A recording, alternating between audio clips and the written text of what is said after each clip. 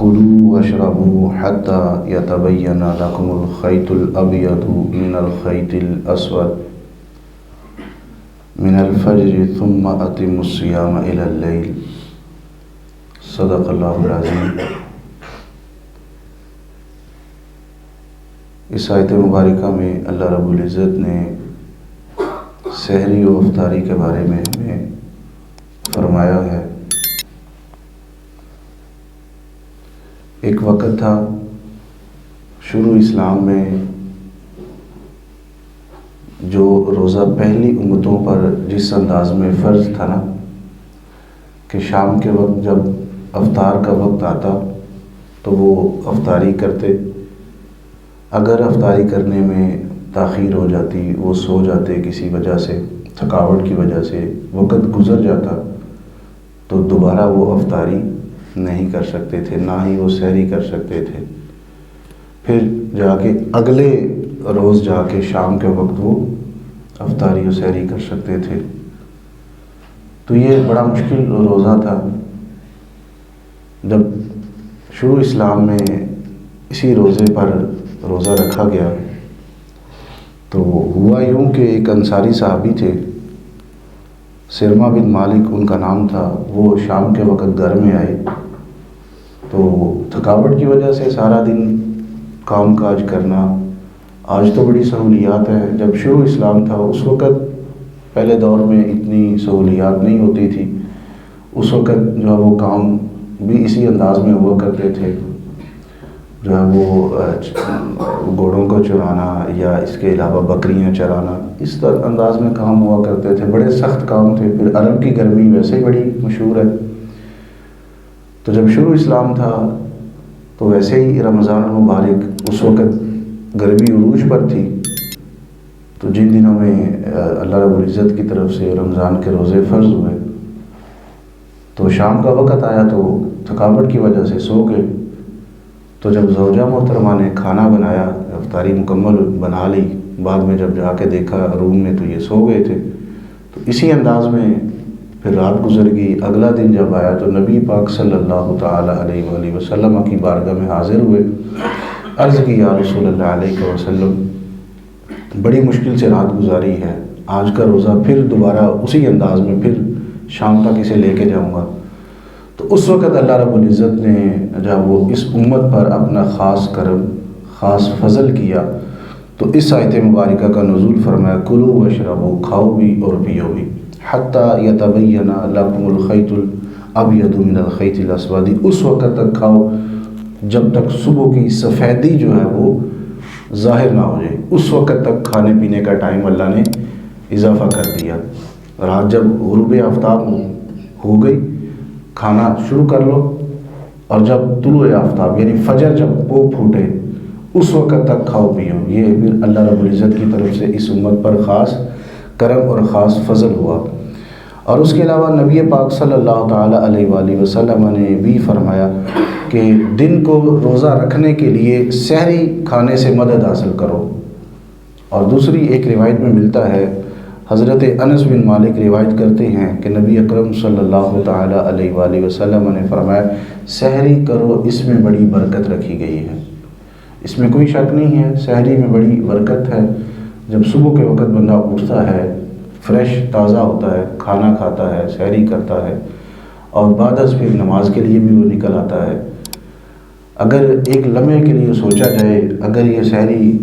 اسی انداز میں چلتی جیسے پہلے تھی تو جس طرح آج یہ نمازی ہمارے مساجد کا رخ کرتے ہیں تو میرے خیال میں یہ نمازی فجر کے وقت اتنا رخ نہ کر رہے ہوتے۔ یہ نمازی اسی انداز میں رات کا کھانا کھایا ہوتا اور اسی انداز میں سو جاتے، پھر انہوں نے اپنے کام کے وقت بھی اٹھنا تھا، اس سے پہلے تو کسی نے نہیں اٹھنا تھا، جس طرح آج کل ہم تراویح کے ساتھ کرتے ہیں یا دیگر کچھ نمازیں ہیں جن کے ساتھ ہم کرتے ہیں، چند نمازی ہوتے ہیں، تو یہ صورتحال ہونی تھی انسان کی۔ تو یہ اللہ رب العزت نے بڑی اس میں برکت رکھ دی، سحری کرو ساتھ ہی نماز پڑھو، پھر اس کے بعد سونا ہے سو جاؤ، اپنے معاملات میں مصروف ہو جاؤ۔ اور پھر اس کے علاوہ نبی پاک صلی اللہ تعالی علیہ وآلہ وسلم نے فرمایا کہ تم پر صبح کی سحری کرنا لازم ہے، اور ساتھ ہی فرمایا کہ یہ ایک بڑا مبارک کھانا ہے، اس کھانے کو لازمی کھاؤ۔ بلکہ ایک روایت میں نبی پاک صلی اللہ تعالیٰ علیہ وآلہ وسلم نے فرمایا کہ سحری ضرور کرو، اگرچہ ایک چلو پانی ہی کیوں نہ ہو، اگرچہ ایک کھجور ہی کیوں نہ ہو، سحری لازمی کرو، اس میں بڑی برکت رکھی ہے۔ اور اس کے بعد پھر آتا ہے حضرت یعلا بن مر رضی اللہ تعالیٰ عنہ روایت کرتے ہیں کہ اللہ رب العزت کو 3 چیزیں بڑی محبوب ہیں، بڑی محبوب ہے۔ ان میں سے پہلی چیز جلدی افطار کرنا۔ اب اس جلدی افطار کرنے سے مراد یہ نہیں کہ آپ عصر کی نماز پڑھ کے افطار کر لیں، اس سے مراد یہ ہے کہ جب غروب آفتاب ہو اس میں تاخیر نہ کی جائے،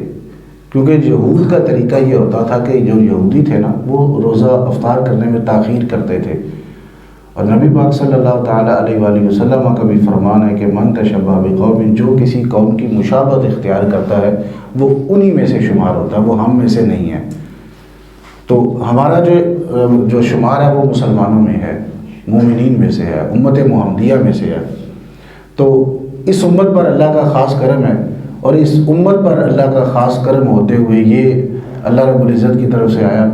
کہ جو ہے وہ روزہ افطار کرنے میں تاخیر نہ کرو، جب وقت آ جائے تو روزے کو افطار کر لو۔ پھر اس کے بعد دوسری چیز جو اللہ کو بڑی پسند ہے وہ ہے کہ سحری تاخیر میں کرنا، یعنی اول وقت میں نہیں، آخر وقت میں جا کے، جب جو ہے وہ سحری کا وقت قریب ہو رہا ہو نا، یعنی 5:17 پہ ہے روزے کا مکمل ٹائم، تو اس سے 15 منٹ پہلے، 10 منٹ پہلے، جتنی دیر سے آپ کھانا کھا سکتے ہیں آسانی کے ساتھ اتنا پہلے آپ کھانا کھائیں، یعنی سحری تاخیر میں کرنا، یہ اللہ کو بڑا پسند ہے۔ اب یہاں سے ایک مسئلہ بھی نکل رہا ہے، کچھ لوگ ایسا کرتے ہیں کہ جب اذان شروع ہوتی ہے نا تو جب تک اذان چل رہی ہوتی ہے وہ کھانا کھا رہے ہوتے ہیں، جبکہ یہ مسئلہ ایسا نہیں ہے۔ آپ یوں اندازہ لگا لیں کہ 5:17 آخر ہے، لاسٹ یہاں پر جا کے ہاتھ مقرر ہے کہ آپ یہاں تک ہی کھانا کھا سکتے ہیں۔ اب 18 منٹ جو ہے وہ ہونے سے پہلے پہلے آپ کھانا جتنا کھا لیں کھا سکتے ہیں۔ اس کے بعد اگر آپ کھانا کھائیں گے پھر وہ کھانا سحری میں نہیں آئے گا، وہ آپ کا صبح کے ناشتے میں آ جائے گا، وہ سحری میں نہیں آئے گا۔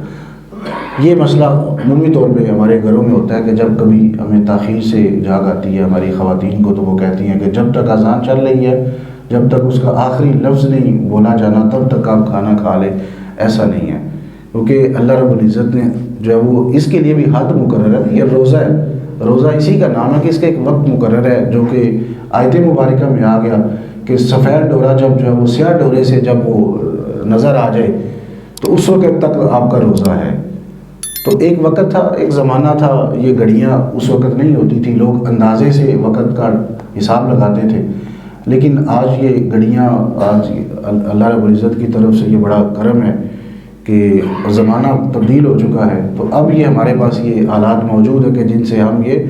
وقت کا پتہ لگا سکتے ہیں کہ کب سفید ڈورا جو ہے وہ سیاہ ڈورے سے طلوع ہو چکا ہے۔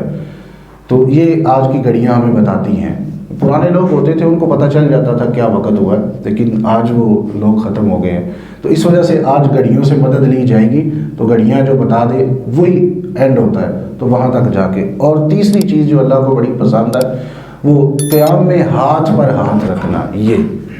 اچھا، کچھ لوگ یہاں پر ہاتھ رکھتے ہیں، یہ یہیں سے بات بھی نکل آئی کہ یہاں پر ہاتھ رکھتے ہیں نماز پڑھنے میں۔ اب جو لوگ یہاں پر ہاتھ رکھتے ہیں نا تو ان کا بھی یہ ایمان ہے کہ سحری جو ہے وہ تاخیر میں کرنا ہے اور جو ہے وہ افطاری جلدی میں کرنی ہے، تو اس کا مطلب ہے کہ وہ 2 نمبری کر رہے ہیں، حدیث کے ایک ٹکڑے پر وہ عمل کر رہے ہیں اور دوسرے کو وہ ترک کر رہے ہیں۔ تو ہاتھوں کو جب بھی نماز پڑھتے قیام اللیل، یعنی کہ قیام میں ہاتھ پر ہاتھ رکھنا، یہ ہے ہاتھ پر ہاتھ ہم نے رکھا تو یہ قیام ہمارا مکمل ہوا۔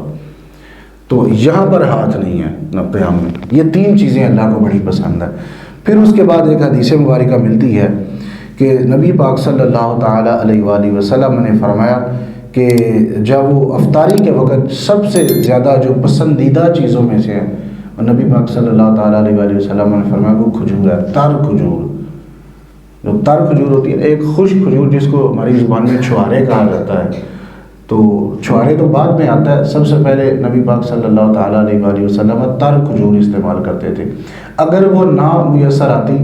تو پھر اس کے بعد جو ہے وہ آپ جا کے چھوارے استعمال کرتے، اگر وہ بھی نہ ملتا تو ایک چلو پانی لے کے اس سے آپ روزہ افطار کر لیا کرتے تھے۔ اور پھر اس کے بعد نبی پاک صلی اللہ تعالیٰ علیہ وآلہ وسلم سے ایک روایت مروی ہے، اور حضرت سلیمان فارسی رضی اللہ تعالیٰ عنہ اس روایت کو ہم تک پہنچاتے ہیں۔ وہ یہ فرماتے ہیں کہ نبی پاک صلی اللہ تعالیٰ علیہ وآلہ وسلم نے فرمایا کہ جو اس ماہ میں کسی شخص کا روزہ افطار کروائے گا نا تو اللہ رب العزت جو ہے اس کے سارے گناہ معاف فرما دے گا۔ اب یہ دیکھیں کتنا چھوٹا عمل ہے، بہت چھوٹا عمل ہے، بہت بڑا عمل نہیں ہے، چھوٹا سا عمل ہے۔ خود تو روزہ افطار کرنا ہی کرنا ہے، ساتھ کسی دوسرے کا روزہ افطار کروا لے تو اس پر بھی وہی ثواب ہے۔ بلکہ ایک روایت میں یہاں تک آتا ہے کہ جو کسی انسان کو جب وہ غازی کو جب اس کے سامان تیار کر کے دے یا روزہ افطار کروائے تو جتنا ثواب اس کو مل رہا ہے نا روزہ رکھنے والے کو، اتنا ہی ثواب روزہ افطار کروانے کو مل رہا ہے۔ تو یہ کتنی بڑی ثواب کی بات ہے۔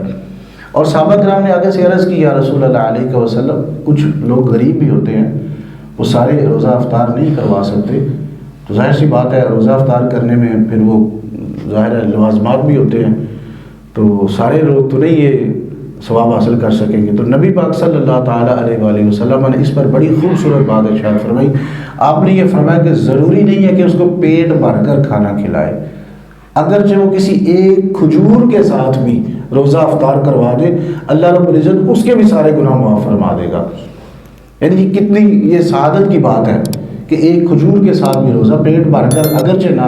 کھلانے کی طاقت ہو، یہ اللہ رب العزت کا بڑا خاص کرم اور خاص فضل ہے اس امت پر کہ اس امت کے غریب لوگوں کا بھی خیال رکھا کہ غریب لوگ بھی اگر اس ثواب میں حاصل ہونا چاہیں، شامل ہونا چاہیں، تو اللہ رب العزت نے ان کے لیے بھی اتنا ثواب رکھا ہے جتنا کہ وہ لوگ ثواب لے رہے ہیں جو مکمل افطاری کروا رہے ہیں۔ تو یہ خاص کرم ہے، اس میں ہمیں بڑھ چڑھ کے حصہ لینا چاہیے۔ یہ بڑی سعادت کی بات ہوتی ہے کہ یہ مہینہ سال میں ایک مرتبہ ہمارے پاس آتا ہے۔ ایک تو خود ہم جو ہے وہ اس سے لطف اندوز ہو رہے ہوتے ہیں، اور دوسرا کوشش کریں کہ ساتھ کسی دوست کو بٹھا لیں، گھر میں بلا لیں، یا کسی جگہ جہاں پر افطاری کا اہتمام ہے وہاں پر بھجوا دیں، تاکہ جو ہے وہ اس میں آپ ایک تو ثواب اپنے روزے کا مل رہا ہے، اور دوسرا جو ہے وہ افطار کروانے سے دوسرے اس روزے کا ثواب مل رہا ہے، اور تیسرا اللہ رب العزت سارے گناہ معاف فرما دے گا۔ اللہ رب العزت سے دعا ہے جو بھی سنایا اس پہ عمل کی توفیق عطا فرمائے۔ وآخر دعوانا ان الحمد للہ رب العالمین۔